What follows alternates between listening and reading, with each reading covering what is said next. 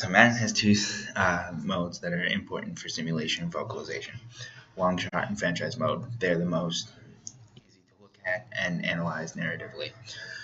Wow, it looks really bad on Twitch. So the vocalization of Longshot is vocalized through Devin Wade, a Longshot who dropped out of the University of Texas when he was a freshman after about 5 games after his father having recently died. He was this guy, he was down on his luck. The only person that he had in his life that cared about him is his best friend, Colt, who is always there for him. This friend is always there for him. He pushes him, he drives him. He is the thing driving Devin's healing and his perseverance. Without Colt, Devin would never move on to attempt to go to the NFL Combine, where the first place the player really interacts is there. That's the first place Devin is. That's the first place you ever really use him. Sign in, man. Like right here? All right, here. Finally made it to Indy for the regional combine. Look out, world. NFL, take note. All right, we done, Scorsese? Yeah. All right, let's go. And the first time you try to make choices is at this combine. The game also goes into 3 distinct periods of Devin's life. High school. Here we go. 1st and 10 and a new drive. Wade to throw. Open space on the left side. Woo! Did you expect that? No way. He might have more yards than our offense did in the entire... The few short month or so of college that he plays, and then Devin Wade just hasn't found his footing this season. He's had another rough go of it tonight. 2 interceptions. It's 3rd and 15. You have to think play it safe here. Punt the ball, regroup in the second half.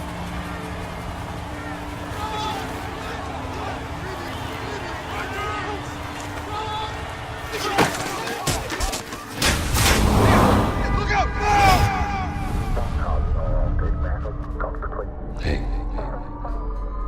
Look at me.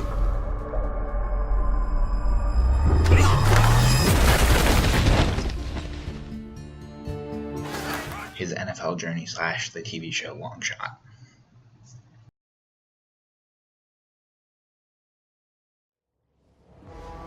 Charles, we've arrived at the moment Longshot fans have all been waiting for. Yeah, Brandon, Devin Wade gets his shot to prove himself here tonight. And an interesting setup for this one. Wade's team, they'll only be playing one side of the football. The very first time you actually played that was 16 years prior to the Combine, so...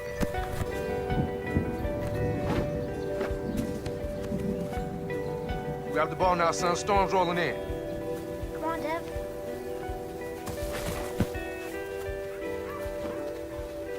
Time's running out on the first All-Texas Super Bowl. Time for just one play. Okay, last play. Let's run slant, reverse, then run over here, okay? Dad, get away! You worried about beating an old broken-down man like me? He's on to us. Okay, let's think like we're gonna go here, but we're actually gonna go here, alright? Break! Golden Cruz rolls out wide. Texans down by 5. We ain't the Texans, we the Cowboys. Devin Wade at the line for the final play of the game. It's 4th and a mile. It's the biggest moment of your life.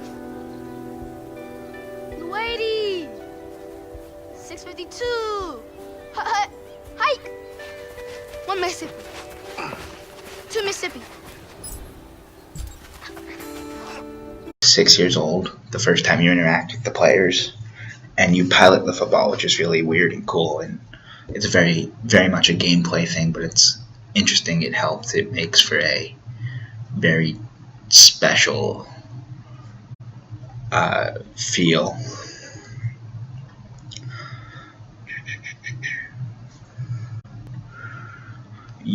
And throughout the whole game, you have to make these decisions. Some are on the field, like who do I throw the ball to? They're simple as that. Others are how to react to things Colt wants you to do, or constantly trying to reject being on the show Longshot because you're a football player, not an actor.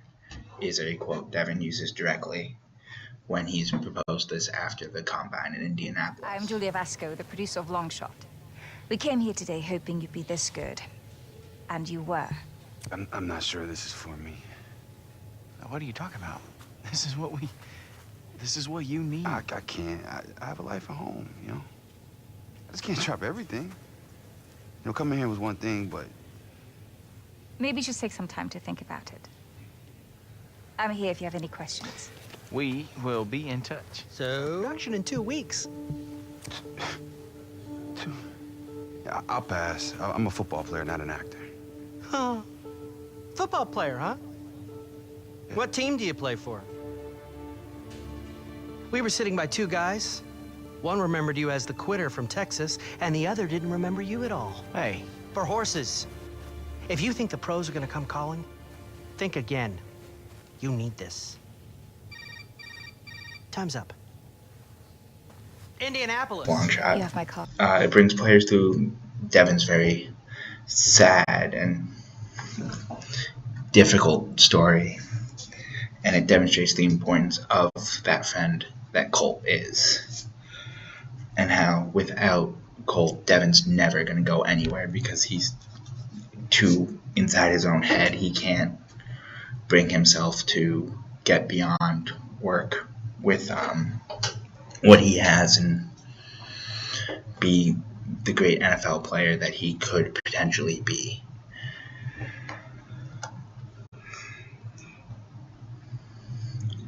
Colt always, as I've said 5 times in 2 minutes, Colt always pushes Devin.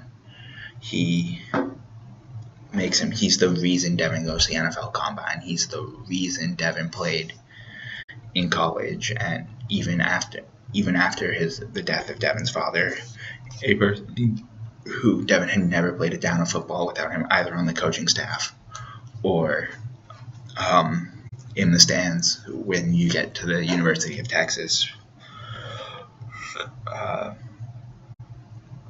And the whole point of this game is to walk you through the simulation and have you go from the really painful memories at the beginning of the game where the night before the combine, as Devin looks out into the rain at Lucas Oil Stadium in Indianapolis, he sees the rain at the game in Texas the night he threw 5 interceptions. And that was the last time he played football. And then it also cuts to him seeing the scene of his father's accident where he died. It happened. So the game constantly pushes those bad memories back at you.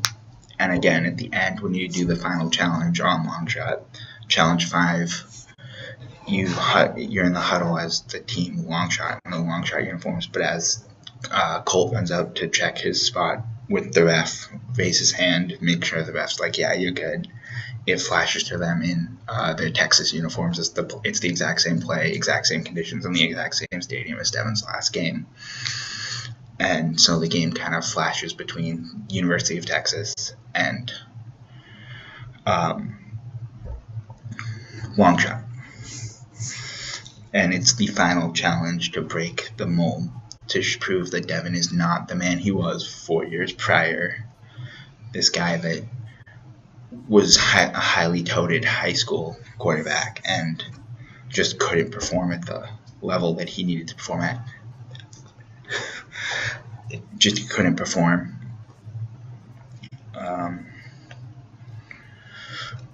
That was the point of the show Longshot. Take a long shot, a guy like Devin who has the skills to be a player, but because of him dropping out of college and not playing at the college level for 3 years, well, all his competition has played at least the same 3 years in college football, if not 4 whole years of college football. It was to help him build the skills he needed to move on to the NFL and work with the various game rules that they'd set up to simulate different situations that an NFL-ready quarterback would need to have. And as a result, the narrativity of Longshot required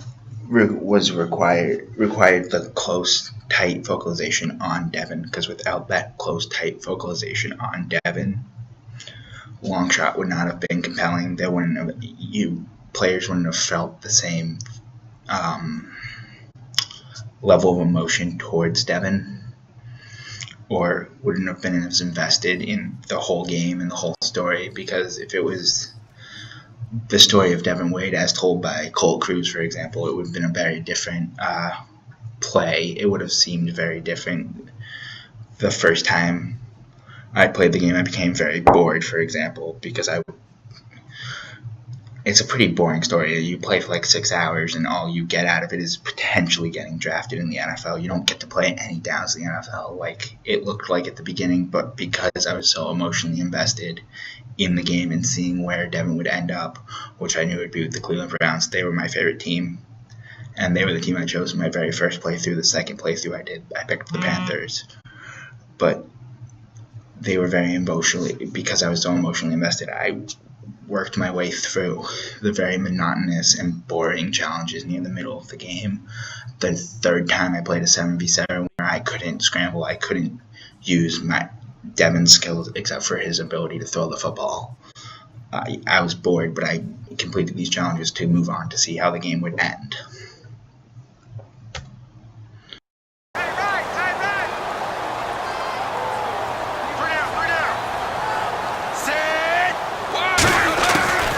Throwing on first down. Wade escaping the pressure right. They find some open field here. Look at the dance and the juke. That one a broken play, but it ends up being a good play. The scramble goes for 20.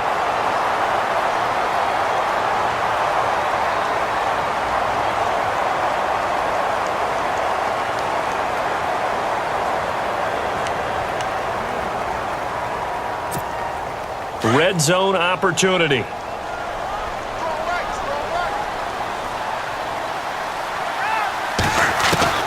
On first and 10, Wade caught by Cruz inside the 10 and stopped a few yards shy of the goal line at the 3. It's a nice pickup of 12 yards, and it gives him a first and goal.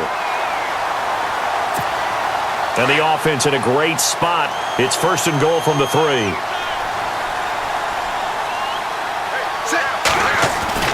Back to throw. Wade. And the tip there altered the ball flight, and it falls incomplete. It'll be second down.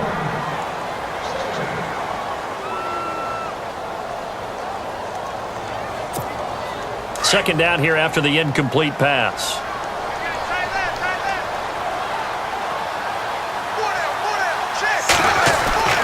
Looking to throw. Wade. Pass to Cruz is caught for a touchdown. And what a moment for these two long shots. 3, 2, 1, lift off, baby. We did it, boy. That was big time, man. I love you, man. Oh, man. And Charles, if I'm hearing this correctly, and I think that I am, the Longhorn faithful in the crowd, they're now chanting Wade's name. And for Devin Wade to come back to this stadium in front of these fans and win them over, you know it's something he's been dreaming about. What a special moment. Was I all right? You were way better than all right.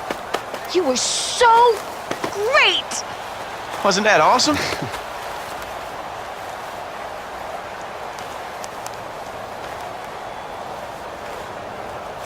Big D. Ha, hey, we did it. We did it! Come on, man. Just reach up. Give me a high five. Come on, man. So Yes! Madden 18, the second game mode I'm going to talk about, as I mentioned, is franchise mode. Now, franchise mode is pretty interesting because there's 3 different levels of gameplay you can partake in. One is the player, the second level is the coach, and the third level is the owner. These 3 levels allow the player to do 3 very different things as far as the simulation goes. At the player level, which is the most confined level, the player can pretty much just go to practice, spend their XP points, edit how they look, and play in games their actual minutes, unless you turn instant starter on, in which case you've decided that you're just this amazing rookie sensation usually who, even if you weren't drafted, you're going to be the starting quarterback for whatever team you want to be because you can. I personally don't like that. I prefer to try to earn my spot.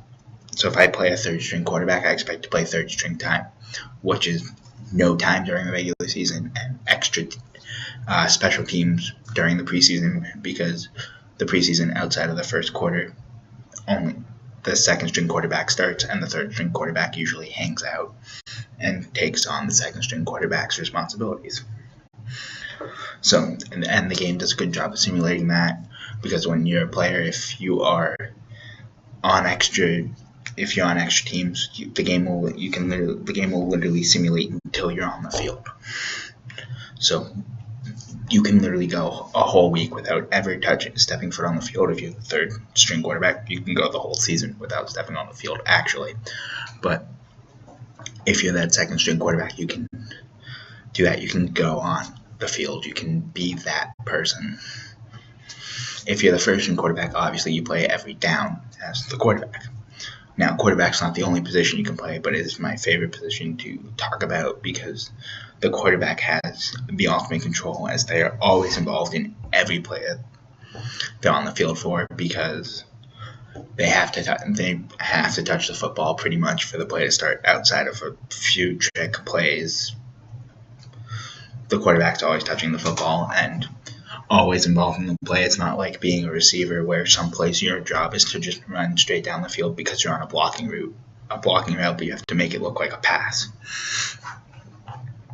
The other things the player can do is you can request for trade, but lots of times, at least in every instance I haven't had that successful. And you can also demand release from your contract if you, for whatever reason, are fed up playing for the team, or you want to go experience playing for another team. You can demand release from the contract, and then if you're not picked up by a team by the end of the signing phase before the draft, the game will ask you to retire your player, which is unfortunate. It's not very fun. I don't like being forced to retire a player. So what I do at that point is I usually switch to a coach or an owner, and I sign the player that is being forced to retire, because I'm not going to retire my player, because I don't want to retire my player. I want to keep playing my player. So at the next level up, and the game, it's also pretty close to impossible to get injured when you are simulating the player, which I don't like, but that is something EA threw in so that players are always playing. And the only player that can't be injured is your own player, not any other players. All the other guys on your team are eligible to be injured. When you move up to the coaching level, your weekly practice, now you have an offensive and defensive thing you do, as opposed to if you're an offensive player, just an offensive thing to do, or if you're a defensive player, just a defensive thing to do. You run practice on both ends. And in addition, when you go to play games, you control the whole team, or you can choose control only the offense, like I do, because I'm terrible at defense. For example, you can see the whole rosters. You can sign players. Like, I signed Marshawn Lynch to the Houston Texans because he was a free agent, and I could because I was the coach, and because Marshawn Lynch is a good player. The coach has the ability to trade and to create the draft board, scout college players, and pick up the players. Now, the final level of play that you can be in franchise mode is the owner. The owner can do everything the coach can do and more. The owner gets to handle everything with relocation. Like, you can submit a petition. When your stadium gets bad enough, you can submit a petition for relocation. If the other owners of the league approve it, you can relocate to a lot of cities within the United States, and then external from the United States, there's Toronto, London, and Mexico City are the three that come to mind off the top of my head.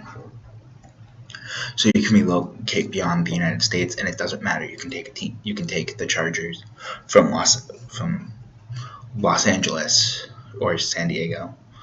Los Angeles now. They just moved to Los Angeles. So you can take the Los Angeles Chargers from Los Angeles and move them to London, even if they've only been in Los Angeles for a short time. If the stadium hit a threshold of 20 out of 100, a rating of 20 out of 100, then you are eligible to set up for relocation. And then when you get to, if your stadium only drops to 40 out of 100, you can rebuild. You can build a nice new stadium in the city that you're in, on the site of where your stadium is. I've done that. You can build a nice big dome stadium if you want, if you like domes. If you want an open concept and you play with the Cowboys, for example, who have AT&T in stadium, that is a dome. It's one of the, even though the roof can be opened, it's a dome. You could build a new stadium in Dallas or Arlington, actually, and it could be open like Gillette Stadium is, and you have that choice. You have that power as the owner, and it allows you to go and deny the location of other teams too, because if another team wants to relocate, you have to approve it, or the majority of owners have to approve it. But if you say no, that's one less owner the game's going to know saying yes. As a result, the narrativity of franchise mode fluctuates based on if you're the owner or the player or the coach, first of all. And second of all, the highest points in narrativity are when you're physically playing the game. You are the owner, the coach, or the player, and you're in the game situations, you're in the game time situations, you're in practice, you're actually on the field. Whereas when you're B player, who's the third string player during the regular season, since the game's just simulating all the way through, it's a very low level of narrativity. You don't see what's going on. Overall, it seems pretty irrelevant to the player. It's relevant, but to the player, it's not as compelling. You're not as entrenched. You don't really care about how your team's doing because you're not involved, type deal.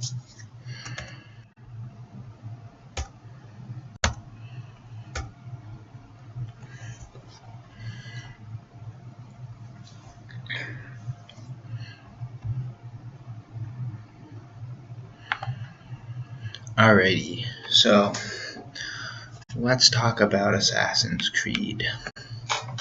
So Assassin's Creed 3 focalizes on three main characters. It's been a theme with me today, threes.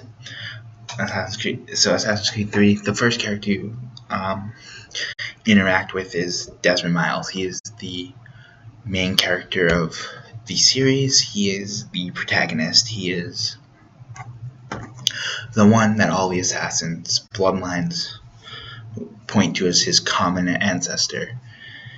He, through the opening cutscene that his father narrates, you find out it tells the story about how he was abducted by the Templars, shell company, Abstergo Industries, and he, because they wanted to find the Apple of Eden, one of these great mystical things that was left behind by the previous generation. This game is named English Final. We locked them up, or laughed them off. Sometimes both. But we never took them seriously. Maybe we should have. But I'm getting ahead of myself. Better to start at the beginning, with the abduction of Desmond Miles, my son. This boy had no ambition, no direction, no plans for the future. What he did have was a heritage, one he chose to deny. It nearly cost him his life. He was captured and imprisoned. Those who took him believed he could help them find something. The apple. One of several artifacts we call pieces of Eden. Bits of ancient technology scattered across the globe. Some hidden, some found, all of them dangerous. Most are held by a single group, the same group that now had Desmond. You know them as Abstergo Industries. We know them as the Templars, as the enemy. We've been fighting them for thousands of years, even longer if you believe the stories of their origins. I do. After all, I've seen the truth. That's the beauty and the horror of the Animus. A device that allows us to enter and experience the lives of our ancestors. It holds the power to change everything, to show us history the way it really happened. Up until its creation, to the victor went the spoils, went the truth. We're trying to fix that, to free minds and bodies both. But there's only so much that we can do, and the Templars have the upper hand these days. But something larger than the Assassins and Templars is approaching. Bigger than all of us. And if we can't find a way to stop it, these next few weeks will probably be our last. Everyone's last. In the end, it all comes down to him. To Desmond. Through the Animus, he discovered his heritage, explored the lives of his ancestors, and uncovered their secrets. When that was done, he trained. He used another ancestor to provide decades of experience in the span of a few days. It worked. We think. We hope. Soon, though, soon we'll know. That ominous date fast approaches, December 21st, 2012. None of us knows what it'll bring, only that this is where they want us to be. When it does. They've been guiding us in their own fractured, frustrating way. These voices from the first civilization, the ones who came before, a precursor race of immense power and uncertain motives. They're the ones who made the pieces of Eden. This is where they've led him, and through him, us. He stands at the entrance to this long-lost place, armed with the knowledge of Altair and the abilities of Ezio. He holds in his hands the apple of Eden, and we stand at his side, ready to support him however we can. His name is Desmond Miles, and he has brought us to the end. Is looking for the pieces of Eden. The only one that he has found to this point in the game is the Apple of Eden, which was in Florence, Italy, and not Florence, in the Vatican, as the Pope in the 1500s during the Renaissance had the Apple of Eden and was using it to enslave people to convert to the Catholic Church, as he and the Templars ran the religious crusades of the 1100s to the Middle East, and the Templars controlled the church in the 1500s. And in Assassin's Creed 3, the Templars have found a key that goes to a cave outside of New York City, and that is where Desmond and his band of, we'll call them friends, set up the Animus, which is the thing that allows Desmond to relive Ezio and Altair's lives, as they are the previous two assassins, and in this game it allows him to live through Connor, the American half-British, half-Mohawk Indian assassin. But before we get to Connor, he plays with his character through Connor's father, Haytham. Haytham Kenway is a British man. He seems pretty well-to-do. He dresses well. The first time you meet him, he's going into an opera house in London. So he's clearly on the upper class. He's in the upper classes. He's a wealthy man, or seemingly a wealthy man. But he is going to this opera house. He assassinates a man who he knows to get a necklace. The necklace is a key to the cave in New York.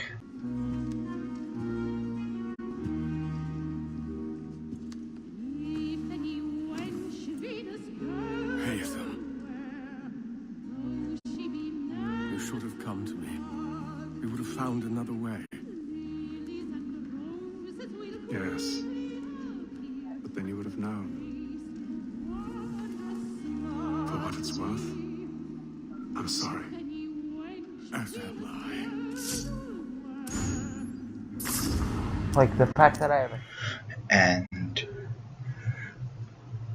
throughout the game, the first hour and a half or 2 hours, however long you actually play as Haytham, you are convinced that he is the assassin that you were going to play as. He is the main character of the game, as that is how the games have been. In Assassin's Creed 1, you immediately went into Altair and the Crusades. You were Altair. You never played as anyone else. You played right as Altair. In Assassin's Creed 2, the game starts with the birth of Ezio. You're there. Brotherhood, you also play as Ezio. Revelations, you play as both of them. So in Assassin's Creed 3, the player is led to believe that Haytham is the assassin. He has the assassin's logo on his right arm, right next to his hidden blade, the signature weapon of the assassin. of the Assassin's Order. But Haytham's only there as a background information. You find out, the last thing you see as through the vocalization of Haytham is him having one of the people he's met in America join the Templar Order, as Haytham had just recently killed off one of the Templars to free Connor's mother because he had been causing problems for one of his friends. So as a result, he freed some Mohawk Indians who were to be enslaved by this slave trader outside of the city of Boston in 1754. So that's the last time you see Haytham, or you see the player. The player sees the game through Haytham, because Haytham winds up being the head of the Templar Order in the New World. He winds up being the main enemy, and his son winds up being the assassin. So the first time you interact with Connor, he is a young boy, probably like roughly 10 years old. He's going out in the hills outside of his village to play hide and seek with his friends, because that's what you do. You go out and you play with your friends when you're a child. So you play hide and seek to learn it, but the game uses it to teach the player how to play, how to analyze clues that will eventually become relevant for hunting, as hunting is one way you acquire goods to trade for money, so you can buy weapons and ammunition and clothing, because clothing is very important in every video game ever. But the point of this game is this section of the game, especially the first couple hours, you're constantly shifting from, you start as Desmond, then Desmond walks into this cave, passes out through the bleeding effect, something to do with being in the Animus. Sometimes it'll bleed into the real world, hence the name Bleeding Effect. Desmond passes out and they put him in the Animus, and he lives the world through Haytham for a little while. And then he finds out Haytham is not an assassin, comes out of the Animus, is like, what the heck, why? Then he goes back in and plays, and that's where he focalizes for like 2 seconds through the mother, Connor's mother, as she talks about the child growing within me, I think is her exact phrasing. And then it fast forwards to 10-year-old Connor, so it's at least 1764 by now, because the events of Haytham happened in 1754. So during this, the simulation, the game focalizes through it. It's an event that must occur. The hide and seek occurs. 2 of the Templars come. They attack Connor. And then he runs back to the village just to watch his mother die in a fire within the village. Which, after some hunting, years later, Connor winds up going to this man Achilles, who was an American assassin, and starts to learn the ways of the assassin. Eventually gets indoctrinated into the assassins. And the game finally stops switching vocalizations as much. I think at that point is the next time you come out of the game, you do something as Desmond where you have to go to Manhattan and you have to skydive into a building to get a power brick for the cave, pretty much, because the cave runs on ancient batteries. So Assassin's Creed 3 doesn't really have much in the way of simulation, the same way Madden did. It has simulation. Most of its simulation focuses on the rules of the game and following the Assassin's Creed. The game, the game encourages the player not to just go around senselessly killing people or starting big fights, because the assassin's best friend is the shadows and staying hidden, staying incognito. And the most efficient way to win the game / complete every mission is to complete the optional objectives, which usually say don't kill people and stay in the shadows to some extent. There's very little that can be applied to outside into the real world of today, as even though Manhattan is a place, it does exist. The Manhattan in Assassin's Creed is so different than Manhattan in New York City in 2018. Narrativity-wise, though, Assassin's Creed is incredibly linear, as I've said. It's just challenge, challenge, challenge, and every time you complete a challenge, it says memory sequence complete, X out of X for synchronization, and the more you synchronize, the better. You also, every time you die, when you're Connor or Hatham, it just says desynchronized, or if you kill too many citizens, you desynchronize because it's too far removed from what the person actually did. So yeah, you have to complete every task to move on to the other ones. As you start failing or causing ruckus in the cities even, the guards go more on alert because they know who you are, they know what you look like. They're looking for you. There's ways to pull your notoriety back down, but the game will kind of give you a challenge because you've been a jerk to the guards, you've caused problems, you've killed domestic animals, you've broken laws, you're climbing up the side of buildings instead of using ladders, you're being seen by people, and you're not acting in a normal manner for the average man in the late 1700s. The game, as I said, is set in two time periods. Present day being like October-ish of 2012, and then the mid-French and Indian War to the American Revolutionary period, 1754, with the game ending with the British surrender in 1783. So the player's character is Desmond. You are playing as Desmond, who's experiencing the world through Connor or Hatham in the 1700s. So the game takes place in 2012, and you're just laying in this really high-tech lounge chair, pretty much, called the Animus, as I mentioned.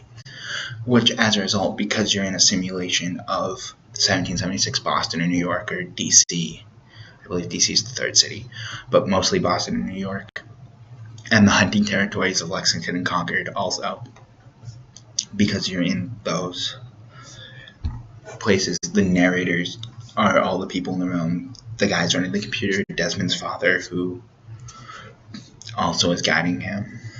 And it winds up with a history book, so I forgot to conclude because I'm a genius. So I'd say the best of the simulations first is Madden.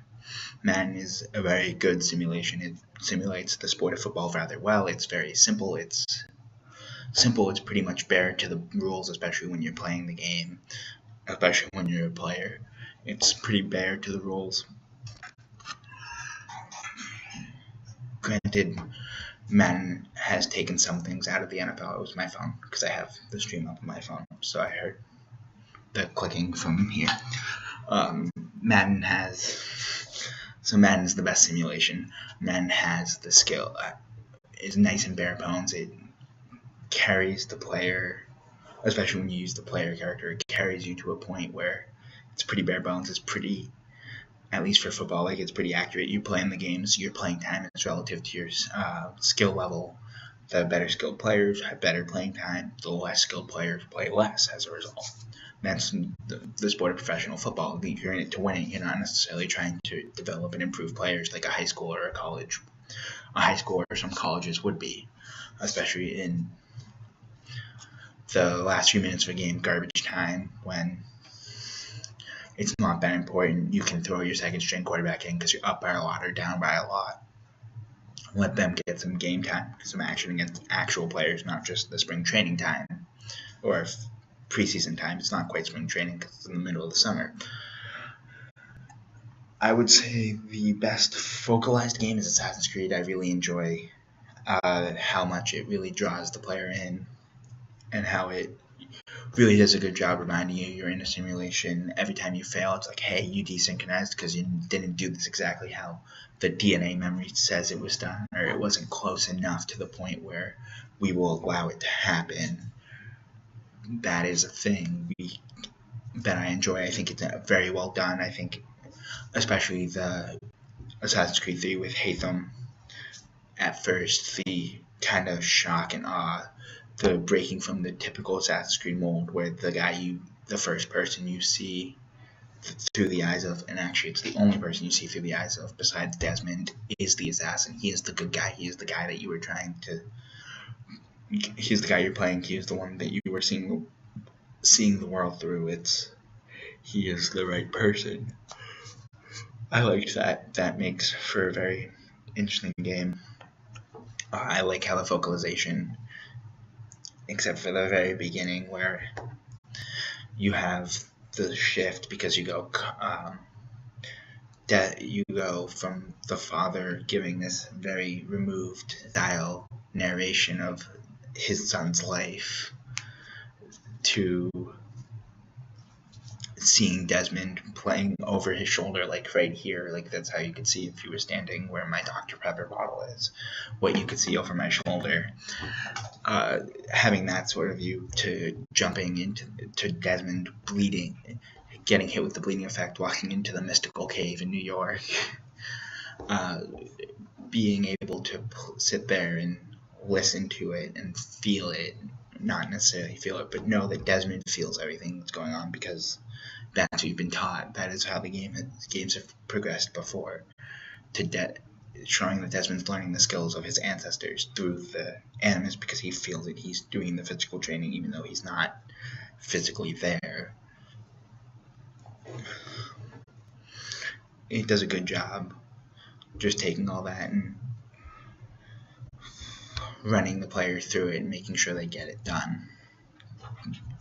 And because it's incredibly linear, this focalization really helps, and the Assassin's Creed narrativity is much nicer too. But the game that is kind of in the or the game mode that's kind of in the middle of it is Longshot, because it has this really great, compelling story that the compellingness of the story is what drives the player to finish. It's not necessarily because it's very different than Madden, because most of the time you're not just, especially if you're playing franchise mode as a quarterback, as Devin is a quarterback, you're not just sitting in the pocket or just snapping the ball and throwing a pass. Sometimes you have to pilot the football. Sometimes you have to move your stick to aim where the ball actually needs to go. It's not typical Madden. It's a more involved, much more difficult, or not necessarily more difficult, but a much different spin on the way Madden can be played. And it requires the player to have some innate football knowledge, and I like that because it forces the player to use their own smarts on top of their skills at the game of Madden. Whereas franchise mode and all other Madden modes, at the end of the day, come down to the rating of the players and what team has the best players and what person has the best skill, and does the person's skill gap compensate, and does the skill gap of the player compensate for what the computer is bringing at you or the other players are bringing at other player is bringing at you. Does that skill gap's difference make for an easier situation for the player?